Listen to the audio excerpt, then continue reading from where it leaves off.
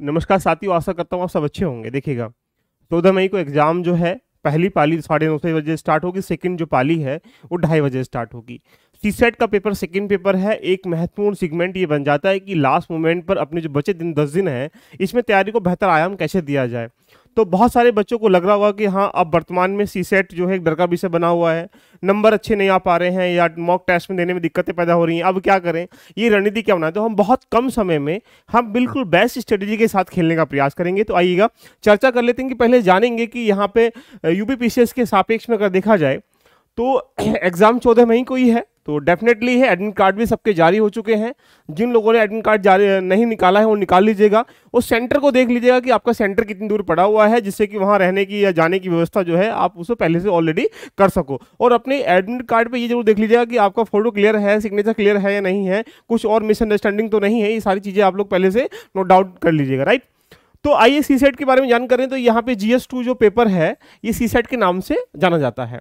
इसमें अगर यूपीपीसीएस में जाएंगे सेकंड शिफ्टिंग पेपर होगा, 100 क्वेश्चन होते हैं, 200 नंबर का होता है, क्वालिफाई पेपर होता है, 33% आपको पास करना, क्वालिफाई करना बहुत जरूरी है। अगर ये क्वालिफाई नहीं करेंगे तो जो GS1 होगा वो आपका चेक ही नहीं होगा, यानी कह सकते हैं एक प्रकार से नंबर काउंट ही नहीं होंगे, आप क्वालिफाई नहीं कर पाएंगे प्रीलिम्स, राइट। तो यहाँ पर अगर देखा जाए तो यहाँ आपको 66 नंबर लेके आने, राइट। और उसके बाद यहाँ पे कहा जाए तो 100 प्रश्नों में से 33% सही करने हैं। लेकिन चुनौती ये बन जाती है कि अब लास्ट मोमेंट पे किन टॉपिकों को पढ़ें, किन फॉर्मूलेस को दिमाग में रखें, कंप्रिहेंशन पे ध्यान दें, मैथ्स पे ध्यान दें, रीजनिंग पर ध्यान दें या DI पर ध्यान दें, कहाँ दें, ये सारी चीजें बन जाती हैं। तो चलिए आइए हम पहले जान लेते हैं इसका सिलेबस क्या होता है, राइट। तो ये बेसिक बातें हैं कि सिलेबस को 8 से 9 टाइप में रखा गया है। कंप्रिहेंशन या जो यहाँ पे डिसीजन मेकिंग कम्युनिकेशन स्किल्स वगैरह है, रीजनिंग है, मैथ्स है, इवन कहा जाए तो रेखांकित गणित है। तो एक प्रकार से 7 से 8 पॉइंटों में सीसेट के सिलेबस को रखा गया है।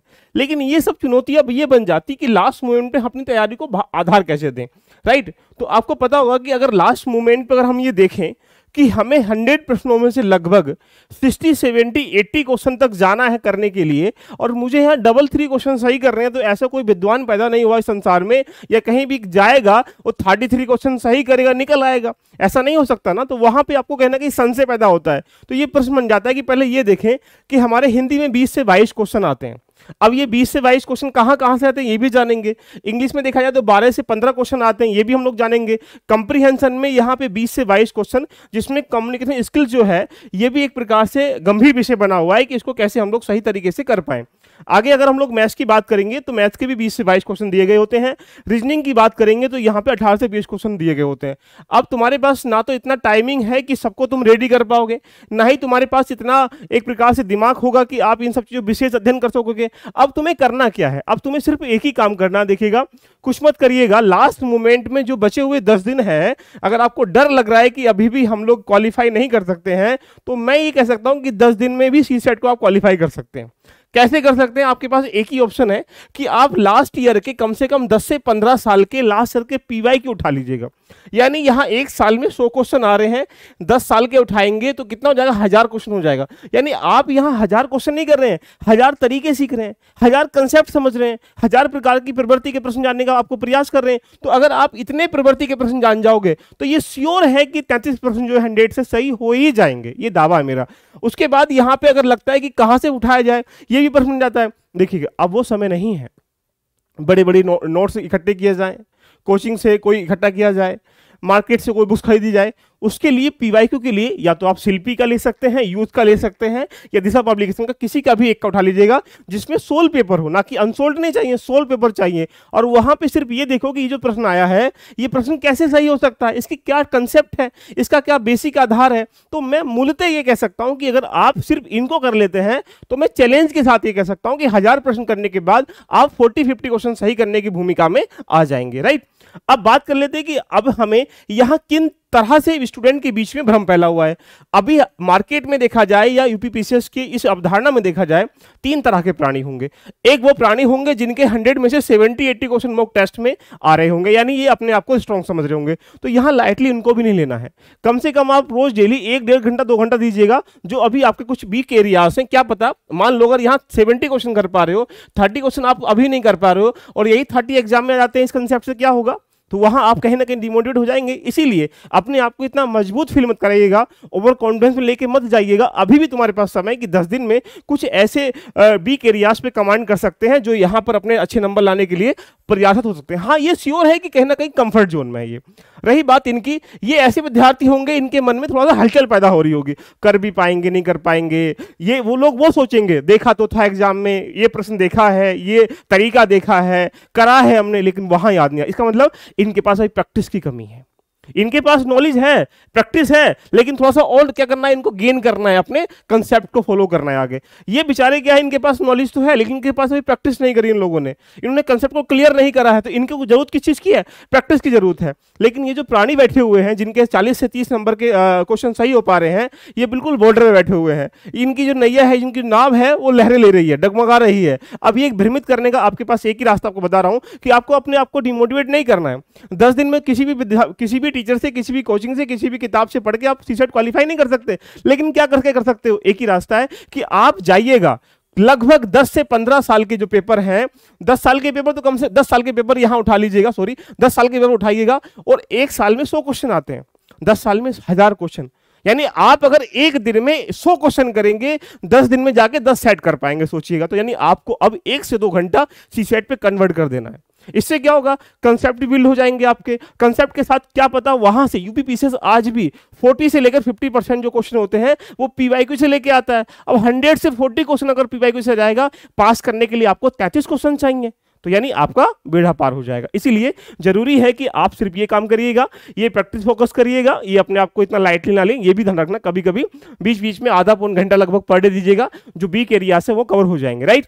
रही बात दूसरी, यहां पर तुम्हें करना क्या है। अब अगर तुम्हारे पास कुछ भी नहीं आता तो सिर्फ ये कर लेना, ये मान के चलो अगर तुम इतना कर लोगे, 10-15 टॉपिक ये कर लोगे, सीसेट तुमको कोई रोक नहीं सकता पास करने से। जैसे अगर मैं यहाँ पे लास्ट के सीसेट का एवरेज देखा जाए तो इजी क्वेश्चन भी होते हैं, मॉडरेट क्वेश्चन भी होते हैं, और ये हार्ड क्वेश्चन मतलब कठिन क्वेश्चन भी होते हैं। तो सीसेट यूपीएससी हो या स्टेट पीएससी हो, वो प्रश्न पेपर को बैलेंस करता है।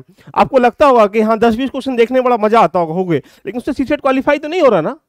कुछ मॉडरेट लगते हैं, उन्हें देख कर डरना नहीं चाहिए, उन्हें आराम से टैकल करना चाहिए। कुछ एलिमिनेट करके हो जाते हैं, कुछ हार्ड होते हैं। जो हार्ड क्वेश्चन है वो तुम्हारे लिए भी हार्ड है, सबके लिए हार्ड है। तो हमें किसको बैलेंस करना है, हमें इजी को, और ये मॉडरेट क्वेश्चन होते हैं, इजी टू टफ होते हैं, उनको मॉडरेट करना, हमको चेक करना है। अब अगर आप देखिएगा, सिर्फ अगर हम 10 साल में देखा जाए तो नंबर सिस्टम से, इन 3 पार्टों से, नंबर सिस्टम संख्याओं का गेम है, एलसीएम एचसीएफ और फ्रैक्शन से, इन 3 पार्टों से 40 क्वेश्चन दिया है लास्ट के 8-9 ईयर में। तो यानी हम ये कह सकते हैं कि अगर लास्ट के 8-9 साल में 40 क्वेश्चन आ रहे हैं, एक साल में 4 क्वेश्चन आएंगे। देखिएगा क्या बात, इनको रेडी कर लो बस।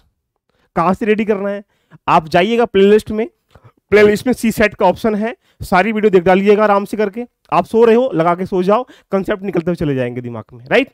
अब रही बात यहां से प्रॉब्लम और नंबर से, संख्याओं की समस्याओं से जो प्रश्न है, ये रीजनिंग का पार्ट भी है, मैथ्स का पार्ट भी है। 9 सालों में 36 क्वेश्चन है, तो एक साल में 4 क्वेश्चन, 4 क्वेश्चन यहां से, 4 क्वेश्चन यहां से, कितने हो गए, 8 क्वेश्चन पर डे।